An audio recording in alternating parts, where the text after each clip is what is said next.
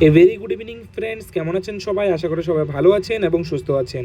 আজকে আমি ত্রিপুরা সরকারের অধীনে স্পোর্টস ট্যালেন্ট স্কলারশিপ 2026 এবং 27 স্কলারশিপ নিয়ে কিন্তু কথা বলতে এসেছি। আজকের যে টপিকটি সেটি হলো স্কলারশিপ নিয়ে। মূলত আপনারা অফিসিয়াল ওয়েবসাইটটি এখানে দেখে নেবেন। অফিসিয়াল ওয়েবসাইটে এখানে কি বলেছে, গভর্নমেন্ট অফ ত্রিপুরা থেকে এসেছে যে অফিসিয়াল ওয়েবসাইটটি। এখানে বলা হয়েছে Shiksha Bhavan, office line, 4th floor, Agartala. নোটিফিকেশনটি পাবলিশড হয়েছে, অ্যাসাইন আজকের ডেটেই কিন্তু এটা হয়েছে। ঠিক আছে, এখানে কি বলা হয়েছে, কে পাবে, কত টাকা করে স্কলারশিপ দেওয়া হবে এবং কি কি এলিজিবিলিটি ক্রাইটেরিয়া আছে, সব কিছু আজকে বিস্তারিত আলোচনা করব এই ভিডিওটিতে। প্রথমেই আপনারা দেখে নেবেন যে এই স্কলারশিপটি এসেছে ত্রিপুরা গভর্নমেন্টের আন্ডারে শিক্ষা ভবন থেকে। ঠিক আছে, যারা অলরেডি এলিজিবিলিটি কি আছে, কে পাবে, কোন কোন ক্রাইটেরিয়ার জন্য, কবে অ্যাপ্লাই করতে হবে, কিসে অ্যাপ্লাই করতে হবে, সব কিছু বিস্তারিত আজকে আলোচনা করব এই ভিডিওটিতে। তো যারা আমার চ্যানেলে নতুন আছেন, প্লিজ আমার চ্যানেলটিকে সাবস্ক্রাইব করে এরকম গভর্নমেন্ট জব এবং ইম্পর্ট্যান্ট কোনো কিছু নিউজ পাওয়ার জন্য আমার চ্যানেলটিকে সাবস্ক্রাইব করে বেল আইকনটিকে প্রেস করে রাখবেন। এবং যারা আমার চ্যানেলটিতে নতুন আছেন, প্লিজ আদার্সদের শেয়ার করে দেবেন এরকম নিউজ পাওয়ার জন্য। প্রথমেই দেখে নেবেন, আমি বলেছি এটা স্পোর্টস ট্যালেন্ট স্কলারশিপ, কিন্তু এটা একটা স্কলারশিপ। প্রত্যেক মাসে কিন্তু আপনারা 1200 টাকা করে সবাই পাবেন। ঠিক আছে, যারা স্কুল স্টুডেন্ট আছেন তারা প্রত্যেক মাসে 1200 টাকা করে পাবেন। 1200 টাকা একটা কিন্তু খুবই গুড অ্যামাউন্ট কিন্তু আপনাদের জন্য। প্রথমে আপনারা দেখে নেবেন কি কি আছে এখানে, বাংলাতে আমি একবার এক্সপ্লেন করে দিচ্ছি আপনাদের। প্রথমে আপনারা দেখে নেবেন এই যে স্কলারশিপটি আছে সেটি হলো ত্রিপুরা সরকারের যুব বিষয়ক ও ক্রীড়া দপ্তর থেকে। ঠিক আছে, স্পোর্টস ট্যালেন্ট স্কলারশিপ 2025-26। প্রথম বিষয়গুলো হলো কারা আবেদন করতে পারবে। ত্রিপুরার বিভিন্ন স্কুলের যোগ্যতা শিক্ষার্থীরা, যারা ত্রিপুরার যে কোনো স্কুলে পড়াশোনা করছে, যে কোনো ত্রিপুরার গভর্নমেন্ট স্কুলে পড়াশোনা করছে, তারা সবাই কিন্তু এই স্কলারশিপের জন্য এলিজিবল। আবেদন কি করে করতে হবে? অফলাইনের মাধ্যমে কিন্তু আপনাদের আবেদন করতে হবে। এখানে সরাসরি দেওয়া হয়েছে, অফলাইনে আপনাদের কিন্তু ফর্ম জমা দিতে হবে। ঠিক আছে, আবেদনের প্রক্রিয়া কি? জেলা ও মহকুমার যুব বিষয়ক ক্রীড়া দপ্তর থেকে আবেদনপত্র সংগ্রহ করতে হবে। যে কোনো আপনাদের জেলা, সাবরুম, যেমন সাবরুম সাব ডিভিশনে আমাদের সাবরুমে আছে, আগরতলা সাব ডিভিশনের জন্য আগরতলাতে আছে, বিলোনিয়া সাব ডিভিশনের জন্য বিলোনিয়াতে আছে। এরকম করে করে সব ডিস্ট্রিক্টের জন্য যে যুব ক্রীড়া দপ্তর বা স্পোর্টস অফিস আছে সেখান থেকে আপনারা আবেদনপত্রটি সংগ্রহ করতে পারবেন। ঠিক আছে, স্কুলের প্রধান শিক্ষক, ঠিক আছে, বা প্রধান শিক্ষিকার কাছ থেকে আপনারা আবেদন জমা হবে, মাধ্যমে আপনাদের আবেদন জমা করতে হবে। যে ফর্মটি আপনারা ক্রীড়া দপ্তর থেকে নেবেন সেটি স্কুলের প্রধান শিক্ষক বা শিক্ষিকার কাছে জমা দেবেন। তারপর কি করবেন?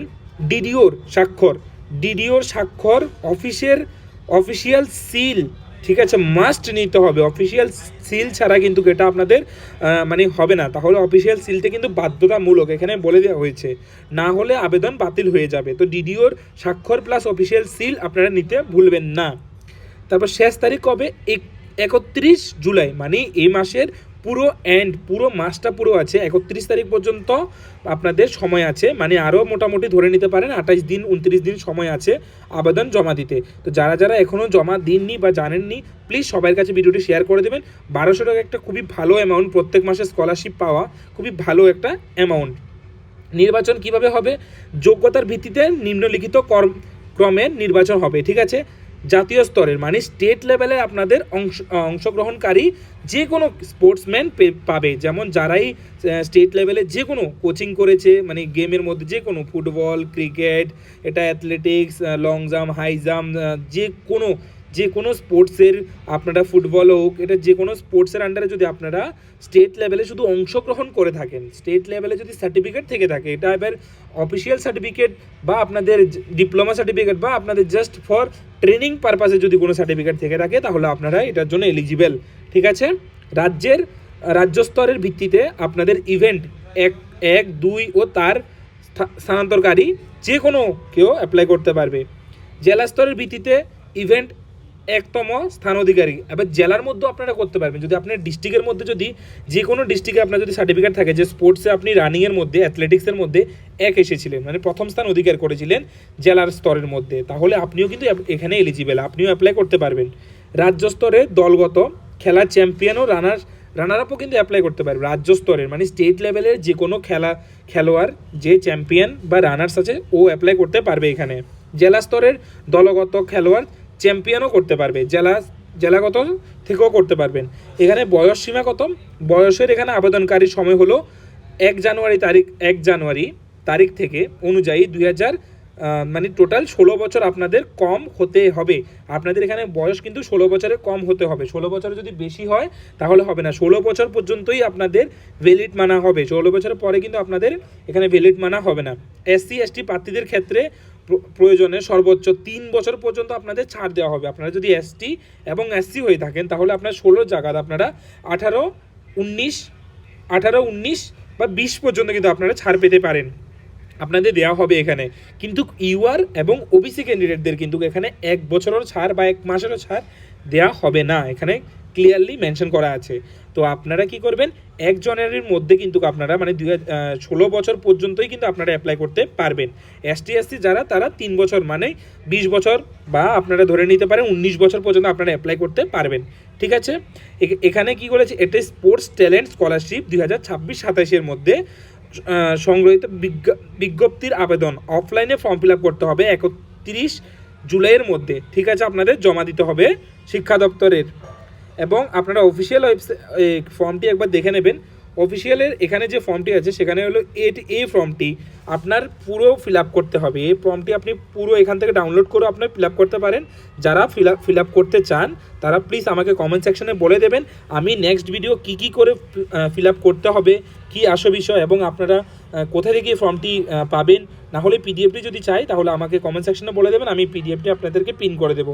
প্রথমে আপনারা এখানে একবার দেখে নিন, তারপরও এখানে ক্রীড়া দপ্তর থেকে এসেছে আবেদনের এটা ফর্মটা। আপনার খেলোয়াড়ের নাম, আপনার এখানে নাম লিখবেন, ছাত্র বা ছাত্রীর নাম এখানে লিখবেন, আপনি কি খেলেন খেলার নামটি লিখবেন, আপনি যদি ফুটবল খেলেন তাহলে ফুটবল লিখবেন এখানে, আপনি যদি ক্রিকেট খেলেন ক্রিকেট লিখবেন, অ্যাথলেটিক্স হলে অ্যাথলেটিক্স এখানে লিখবেন। ঠিক আছে, এখানে আপনার নামটা লিখবেন। তারপর 3 নম্বরে যেখানে গেছে এখানে আপনার বাবার নাম, 4 নম্বরে আপনার মার নাম, এখানে আপনাদের ST SC যে কোনো সার্টিফিকেট থাকলে সার্টিফিকেটটি লিখবেন কোনটা আছে, বর্তমান ঠিকানা আপনি কোথায় থাকেন, পিনকোড আপনার লিখবেন, পিতা বা অভিভাবকের পেশা লিখবেন, মানে আপনার বাবা মা কী করে, পিতা মাতা অভিভাবকের নেতৃত্বে কে আছে, অভিভাবক কে আছে সেটা লিখবেন, শিক্ষাগত যোগ্যতা লিখবেন, আপনার তথ্য কি আছে, গত বৎসরের কোন বিদ্যালয়ে পাঠরত ছিলেন, কোন শ্রেণীতে পাঠরত ছিলেন, গত বার্ষিকে আপনি কত পরীক্ষায় উত্তীর্ণ হয়েছেন কি না, সব কিছু এখানে এই ব্ল্যাঙ্কগুলোতে আপনি ফিল আপ করতে হবে। বর্তমানে আপনি বিদ্যালয়ের নাম কি, ঠিকানা কি, কোন শ্রেণীতে আপনি পাঠরত, এগুলো আপনাদের ফিল আপ করতে হবে। খেলোয়াড় অংশকারীদের কৃতিত্বের আপনাদের জাতীয়, রাজ্য, জেলা ক্রীড়ার প্রতিযোগিতায় কোন নম্বর স্থানে ছিলেন, কোন স্টেটে আপনি খেলেছিলেন, কার আন্ডারে খেলেছিলেন, এগুলো লিখবেন। তারপরে এখানে ক্রীড়া দপ্তরে আপনার প্রমাণপত্র প্রয়োজন, আপনাদের কিন্তু এখানে স্টেটের সার্টিফিকেট, ডিস্ট্রিক্টের সার্টিফিকেট কিন্তু আপনার মাস্ট লাগবে। উইদাউট সার্টিফিকেট আপনি যদি মুখে বলে দেন যে আমি স্টেট লেভেল খেলেছি, এটা এখানে বাধ্যতামূলক, মানে এটা আপনাদের ভ্যালিড ধরা হবে না, আপনাদের ডকুমেন্টে আপনাদের লাগবেই মাস্ট।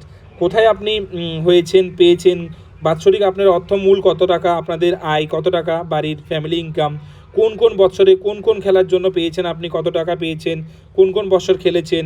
তারপর ব্যাংকারের নেম, মানে আপনার নাম লিখবেন এখানে, আপনার যদি ব্যাঙ্ক অ্যাকাউন্ট থাকে তাহলে আপনার ব্যাঙ্ক অ্যাকাউন্টের লিখিত নাম লিখবেন, কোন ব্যাঙ্ক অ্যাকাউন্টটি আছে, ব্যাঙ্ক অ্যাকাউন্টের নাম্বারটি লিখবেন এখানে, ব্যাঙ্ক ব্রাঞ্চের নাম লিখবেন এখানে, IFSC কোড লিখবেন, আধার কার্ডের নাম্বার লিখবেন, বেনিফিশিয়ারি কোড লিখবেন, রেশন কার্ডের নাম্বার লিখবেন, মোবাইল নাম্বার লিখবেন। এরকম করে আপনাদের পুরো এই ফর্মটি একবার ফিল আপ করতে হবে, এবং এখানে প্রধান শিক্ষকের কাছ থেকে আপনাদের এই পাতাটা পুরো ফিল আপ করতে হবে। ছাত্রছাত্রীর নাম, পিতা মাতার নাম, ST SC সার্টিফিকেট, বিদ্যালয়ের নাম, স্কুল ইউডিস কোড বা UDISC কোড, কোন শ্রেণীতে বর্তমানে আপনি পাঠরত, ছাত্রছাত্রীর ডেট অফ বার্থ, বিদ্যালয়ের ভর্তিক্রমের নাম্বার এবং তারিখ লিখতে হবে, রেশন কার্ডের যে বিদ্যালয়ের কোন বোর্ডের অধীনে আছে সেটা লিখতে হবে, এবং বাকি যে প্রসেসগুলো আছে সবগুলো এখানে কিন্তু আপনাদের দেওয়া আছে স্টেপ টু স্টেপ, আপনারা একবার দেখে নেবেন। যদি কোনো ইনকোয়ারি থাকে প্লিজ আমাকে কমেন্ট সেকশনে বলে দেবেন, আমি আপনাদেরকে সাথে কিন্তু অ্যান্সার করে দেওয়ার চেষ্টা করব। তো আশা করি আমার ভিডিওটি ভালো লেগেছে, সবাই যদি ভালো লেগে থাকে প্লিজ আমার চ্যানেলকে সাবস্ক্রাইব করে এরকম আরও ভিডিও পাওয়া